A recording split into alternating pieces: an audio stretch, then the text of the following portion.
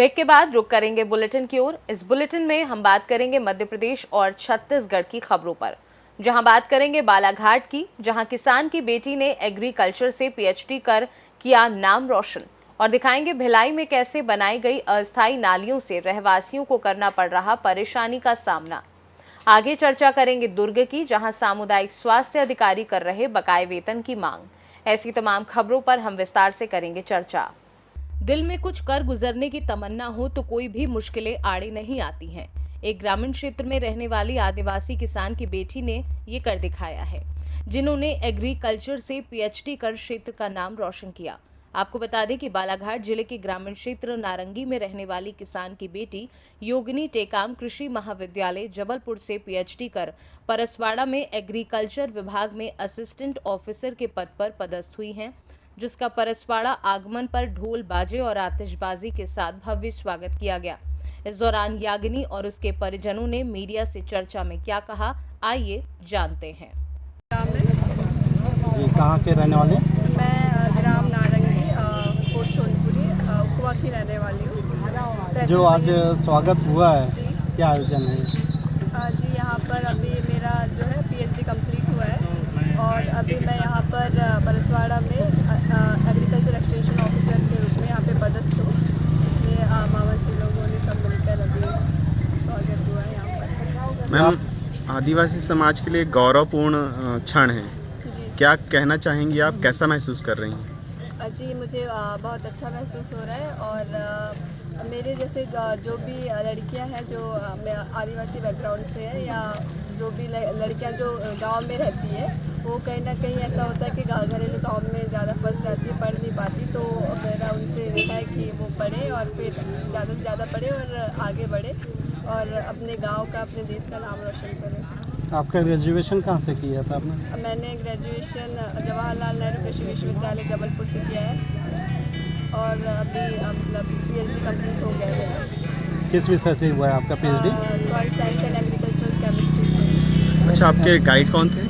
मेरे guide BK Dixit sir थे, doctor BK Dixit sir. आप ये श्रेय किसको देंगे पीएचडी कंप्लीट होने के?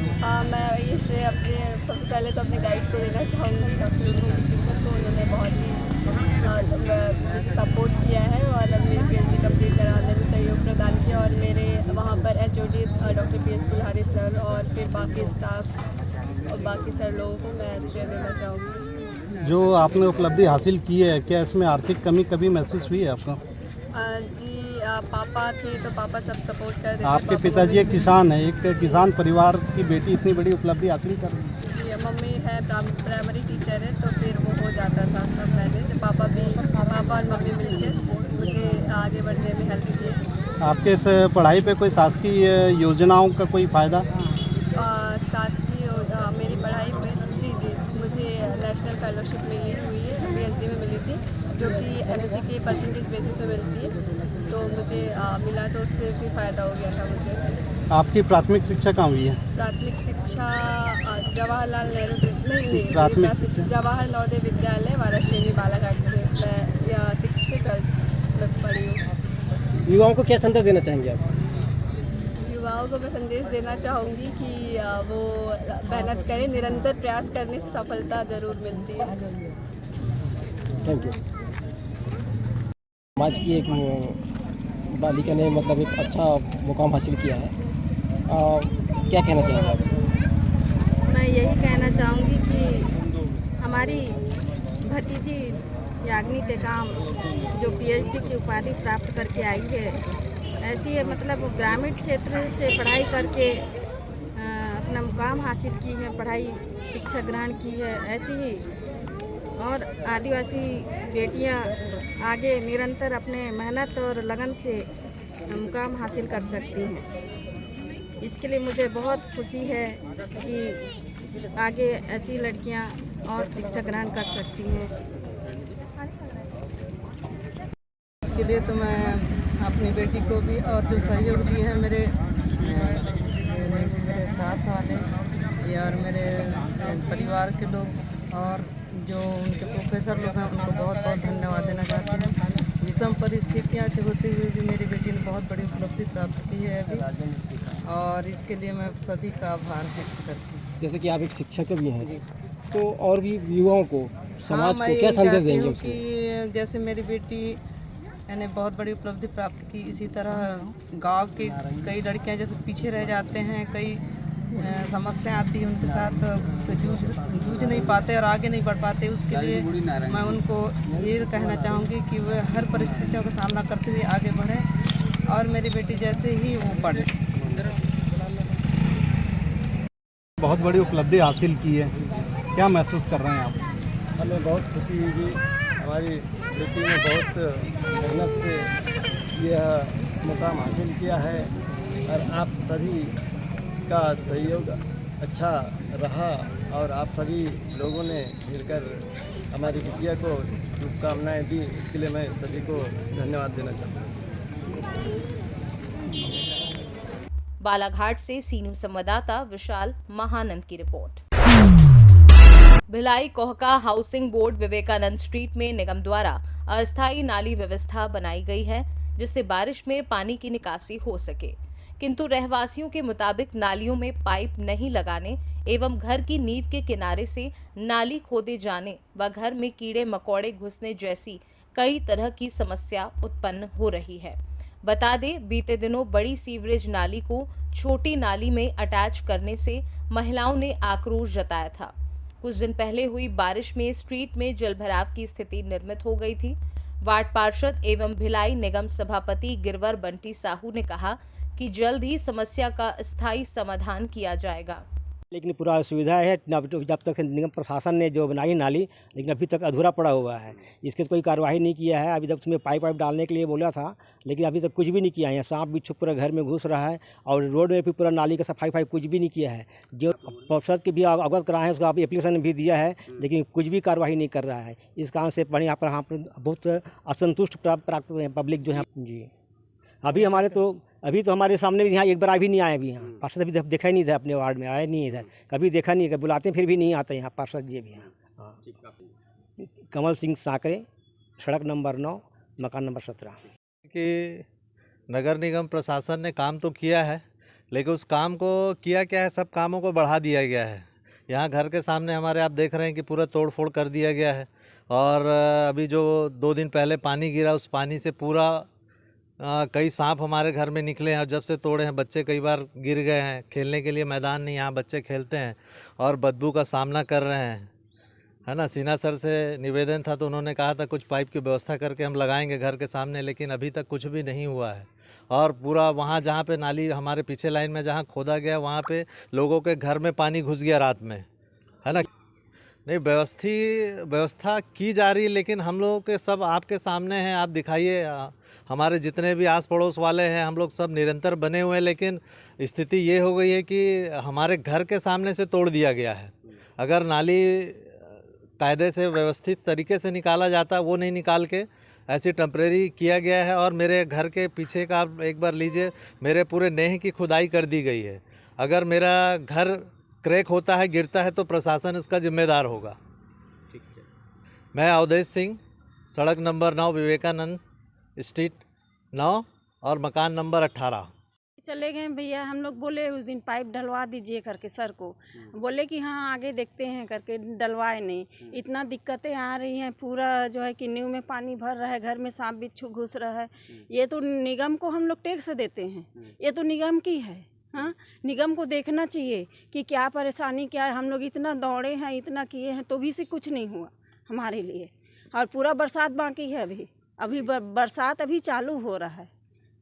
पार्षद एक बार भी देखने सबसे पहले मैं मीडिया के माध्यम से बताना चाहूँ, अपन जो आयुक्त रईस है, कॉलोनी वासी और वीरा जो बाड़ी है, गाँव बाड़ी, ओकर मन के बीच में एक समझौता भी है और इसे कि नाली एक तरफ से निकालना है। फिर मैं कहीं बाहर चला गया, ओकर बाद ये मना पानी निकासी हाउसिंग बोर्ड तरफ से अगर नहीं हुई ना, तो गाँव के बाड़ी से मना दीवार तोड़ के अभी नाली निकासी करा जाता है। और दूसरा चीज़, निगम प्रशासन और पार्षद हर समय मोहल्लावासी मतलब जानकारी है, हर समय सतत पर लगे रहो में हैं। और वहाँ भी जो पत्रकार पेपर के माध्यम से पता हुई, हर समय जो सीवरेज वाला जो पानी खींचने वाला गाड़ी कंटिन्यू 2 या 3 गाड़ी लगे रहत रही से और खींचा दे से। और दूसरा चीज़ अभी वैकल्पिक व्यवस्था तुरंत करेंगे, और बाद आयुक्त के नज़र में एला व्यवस्थित और प्रस्ताव बना के नाली निकासी करे जाए। तो तुरंत कोशिश करबो कि व्यवस्थित किया जाए।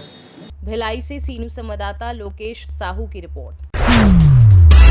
रविवार की दोपहर अखिल भारतीय हिंदू सेवा दल के भव्य शुभारंभ के अवसर पर आयोजित समारोह में बोलते हुए मालती राय ने कहा कि छोटे छोटे बच्चों को गीता रामायण के संस्कारों को देना चाहिए, जिससे वह एक सभ्य नागरिक व श्रेष्ठ सनातनी बन सके।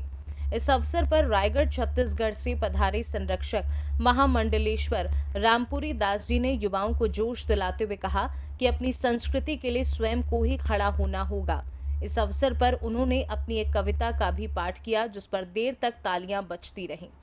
पत्रकार आदित्य नारायण उपाध्याय ने भोपाल के ही पत्रकार मनीष वर्मा द्वारा पुर्तगाल में खोजे गए शिवलिंग के भविष्य में अद्भुत जानकारी दी। उन्होंने कहा कि जहां भी देश में विश्व में कोई मंदिर जीर्ण शीर्ण अवस्था में दिखाई दे तो उसके संरक्षण का प्रयास किया जाना चाहिए।